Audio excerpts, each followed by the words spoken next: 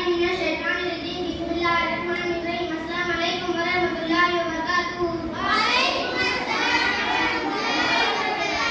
Respected Excellency, Sir, Honorable Chief Guest Teacher, and my dear friends. Today I am standing in front of you to say something about my favorite leader. Many of Muslim leaders very participate to free India from British rule. Sultan Hyder Ali, Tipu Sultan, Syed Ashfaqullah Khan, Maulana Hazrat Moni, Maulana Abdul Kalam Azad, etc. But my favorite leader is Khan Abdul Ghaffar. Khan Abdul Ghaffar is one of the most important freedom fighters of India, and he was also known as Surrender Kranti. Khan Abdul Ghaffar Khan was also Bacha Khan, meaning king of chiefs. He started the famous Khudai Khidmat, the servants of God movement in 1929, and it was very successful freedom movement in British, very so encouraged by the success of the movement that they began a bus to get down, and according to some historians, the